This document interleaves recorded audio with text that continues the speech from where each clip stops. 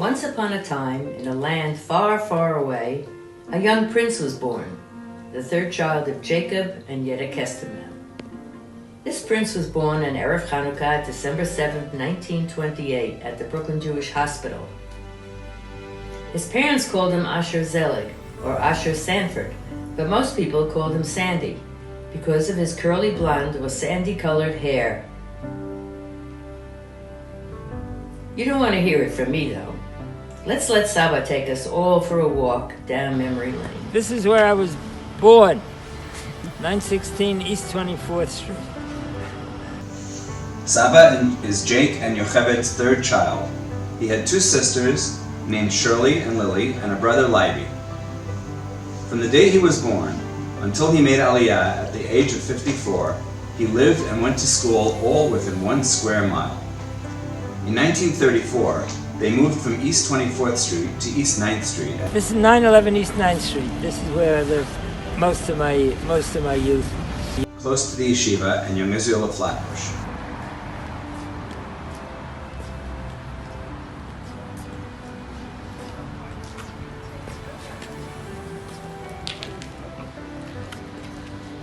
This is where I davened my whole life. From the time I was born. This is where we davened until we came to Israel. Saba is always very proud of the education he got in Flatbush,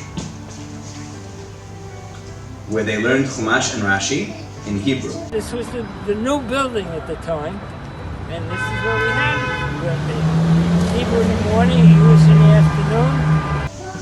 They spoke in Ashkenazis, so if they wanted to use the bathroom, they would raise their hands and say,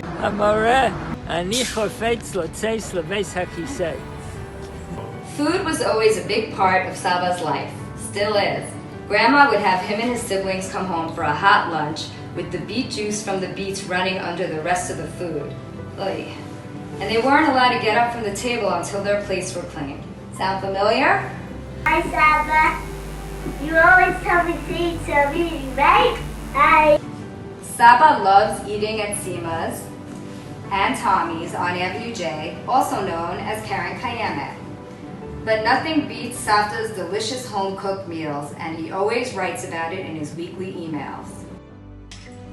Thank you, girl, for a delicious supper. For late-night snacks, he and his siblings would sneak into the kitchen to feast on chicken with schmaltz sandwiches on challah and other delicacies. That was before cholesterol was a thing. In 1942, he went to Midwood High School. I went here for 4 years, got a general education. There was no such thing as a major in high school. You didn't pick the courses. They taught you science, history, and you had to go to gym. But I also played in the orchestra. We had over 90-piece orchestra. We played all the symphonies. We had an excellent conductor. And I also got onto the newspaper. I was on the newspaper. I was like an editor or reporter on the newspaper. Every day he would walk 16 blocks from his home all the way to high school, 16 blocks away, with his briefcase full of books in one hand and his violin in the other. Good thing he didn't play the cello. Leiby went to Yale, Shirley went to NYU, Lily went to Syracuse, and I went to Brooklyn College. Yay! The campus is exactly the same. Stunning. Exactly the same. Really? It's amazing how they kept it. That building with the clock was there. The buildings here were here. We had the different departments. But these are the classrooms. Yeah. But this side looks different. That side looks different, yeah. Yeah. After Brooklyn College, Saba joined his father in the fur business and then eventually went to work for a place called Philip Brothers after figuring out a complex calculation in his entrance exam. Ira, come in with the answer to that test we give. So he comes in, Ira comes in with the answer, and he picks up the paper, next page, right to the penny. Says, okay, come in tomorrow. He started at $50 a week, and he stayed at Philip Brothers for the next 25 years, making lifelong friends. And working his way up from traffic to handling commodities like pig iron and vanadium, and eventually running the chartering department.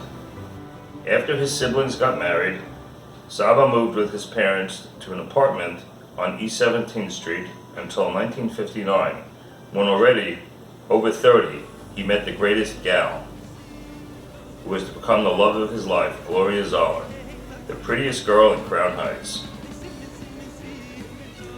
Their first home was an apartment on Elmwood Avenue where they had Mark, and then me, and eventually they bought the house at 720 Avenue I with the money that Savta saved up. This is the house which the first house that Mommy and I bought. First we lived in an apartment over there, and then we bought this house, and we lived here all the years until we came to Israel. And then we left the house for the kids. The kids stayed here without us. We moved to Israel ourselves. Wow. Right.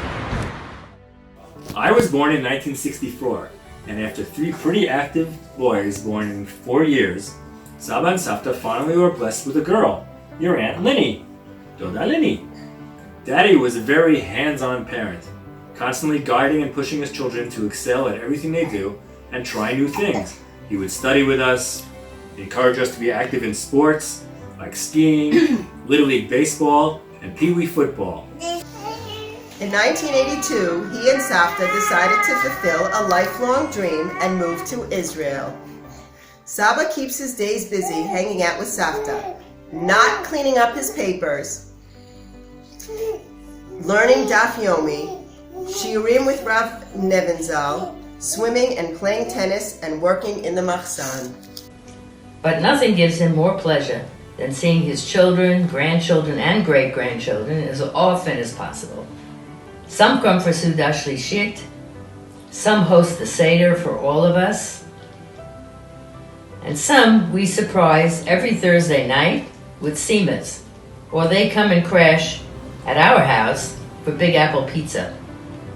And some just live across the street. Mordechai! Mordechai! Shabbat Shalom!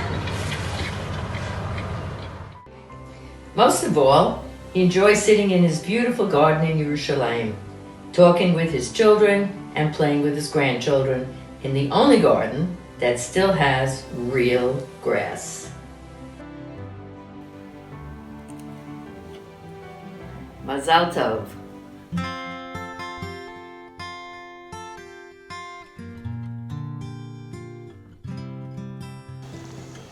I have 2 memories from when I was little. One is a big snowstorm on a Sunday morning, and we asked if we could go sledding.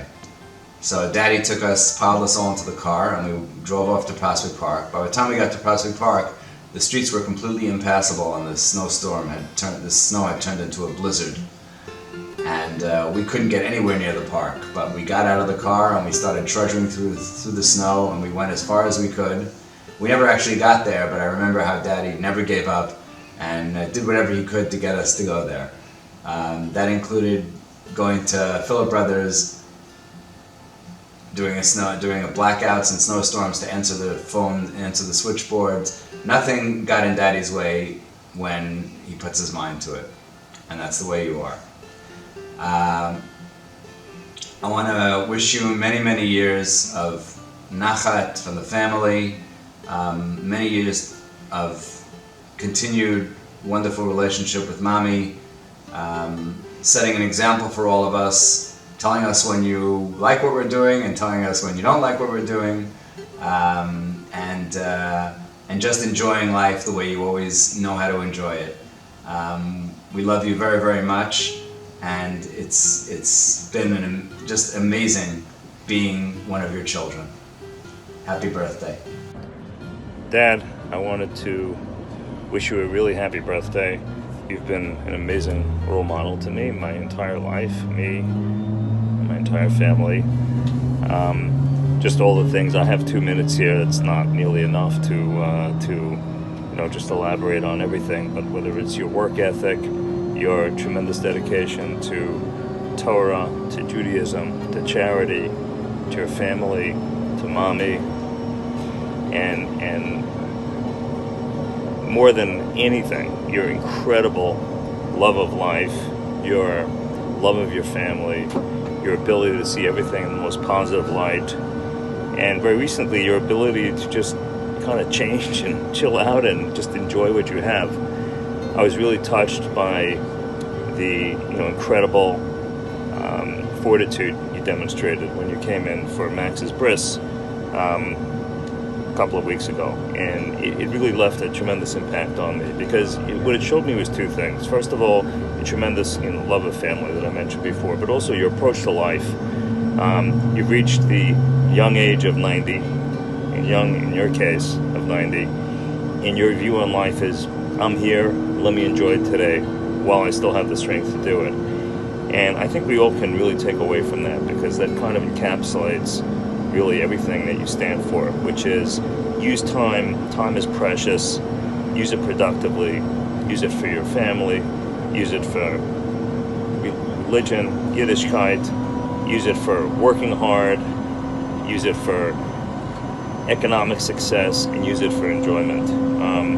After every call that we have, which is really almost every day, or actually every day, you always ask me, how is everyone? Have fun.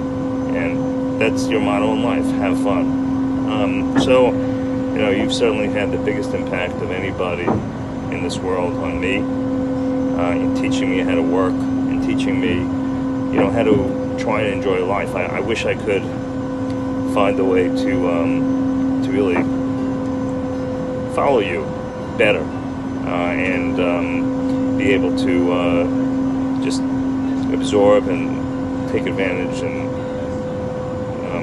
really enjoy all the blessings that Hashem has given all of us. So I want to wish you a really happy birthday. I love you. My entire family loves you. Those of us who were able to get here, Debbie, it's a tremendous effort for us to be here. And those who can't, I'm sure wish they could be here. And I can't tell you how much we appreciate it and admire the fact that you did come to see us. And while I'm at it, taking you around Brooklyn that Sunday when you were when you were in town was really a very inspirational day, because with the stories you were telling, of all the great things you have, even down to your experiences in high school, working in the orchestra, and your memories of the Young Israel of Flatbush, and who could forget your shofar blowing and everything that you did there, and how you supported the institutions. But really, most importantly, walking through the house and remembering the way you love us, the way you took us on vacation all the time, the way you watched over us, made sure we were keeping up with our schoolwork, went to our Little League games, our basketball games, and just the way you loved us as a father, and love us as a father and as a grandfather, and of course as a great-grandfather. That is just, nothing's more inspirational than that. So I wish you a really happy birthday. I hope that one day I can grow up and learn how to love life the way you do. And I hope to celebrate many more happy birthdays with you. Bye. Hi Dad, Mazel Tov on your 90th birthday. We're so excited to be celebrating this for you tonight. All of our spouses, I think, know that the biggest compliment they can give any of us is, oh, you're just like your father. And very often I find in my life, I look around for guidance and I try to think, what would my father do in this situation? And some of the things that come to mind was flying halfway around the world to go to your grandson's wedding, or to go to your great-grandson's bris, or to be up in the blue section of the Madison Square Garden to watch me for the 1 minute and 40 seconds I played. When you're needed and when we appreciate you having you, you're always where you need to be. And I think that's something that I try to take with me as I raise my own children and see my own grandchildren, knowing that the appreciation I always had for knowing that no matter what situation I was in, you always had my back, whether you were 6,000 miles away in Israel or just down the block. And it's something that I think guides my life. I think we had such a nice Shabbat this Shabbat, seeing how excited you were to learn your Parsha and your Haftorah, and I'm sure you sounded just like you did at your Bar Mitzvah 77 years ago. I wish you many, many more years together with us and with Mommy and our children and grandchildren, and just keep leading us, keep guiding us, keep showing us the right way to live as a good person, a good Jew, a good husband, a good father and grandfather. And I'm confident that all of us will continue to bring you nachat for many, many, many years. Mazal tov. Happy birthday to the world's greatest father-in-law. We wish you many more years of all good things, your enthusiasm for everything, especially good food, asking questions, Torah, Medinat Yisrael, Torah Yisrael, and your children and grandchildren and great-grandchildren. May you enjoy good health for many more years and nachat together with the love of your life, who incidentally was the best decision you ever made in your life, was to marry her. And we wish you many more years together with lots of good health and nachat. Thank you, Dad, for giving us the zchut to learn how to live life from you, to keep smiling, have fun, do what you have to do, and not give up. Enjoy and appreciate everything, and to go out of your way to be everywhere for everyone, whether it's to visit your chayalim, to take hour-long walks on Shabbat, to daven and visit with Uncle Leiby, to hear your son Lane, and to fly across the ocean to meet a new grandson. I think what sums you up the best is that when we landed in Israel after our trip together to Max's bris, you started to sing Hevenu Shalom Aleichem. Hevenu Shalom Aleichem. Hevenu Shalom Aleichem. Hevenu Shalom. And the two ladies that were sitting next to us asked me, how long has it been since you've been in Israel? And I said, 4 days ago. When I get up really early in the morning to go to the makolet to buy bread, I walk by your Daf Yomi shir, and I stand by the window, and when you finally notice me, you wave your hands hello with the biggest smile, and that makes my day. Everyone that comes in contact with you sees and wants to learn from your amazing qualities. We all wish you continued health and many years of enjoying life surrounded by Mommy and all of us. Keep strong and Harbe Nachat. Harbe Nachat. Harbe Nachat, Harbe Nachat. Harbe Nachat. Harbe Nachat. Harbe Nachat. Harbe Nachat. Harbe Nachat. 90, the prime of your life. And Harbe Nachas. Many, many more. Harbe Nachat. Happy birthday, Uncle Sandy. Asach Nachas. Harbe Nachat. Harbe Nachat. Harbe Nachas. Rosh Zelig. Harbe Nachas. Harbe Nachat. Harbe Nachat. To you. Happy birthday to you. Happy birthday, dear Sandy. Happy birthday to you and many more. Happy birthday to you. Come here. Happy birthday to you. Happy birthday, Uncle Sandy. Happy birthday to you. We love you. Birthday, Sandy. Many, many happy returns, and we should see each other on Smachot. Happy birthday, very, very, very, very happy birthday to Saba. All I can say that is that you stay happy and healthy all the time. Okay, sir? All my best wishes to you. שתהנה מעוד הרבה שנים עם המשפחה בארץ ישראל. Hi, Sandy. Mazel tov, happy birthday, Harbe Nachat. Harbe Nachat. Happy birthday, Saba. Harbe Nachat. Harbe Nachat, Saba.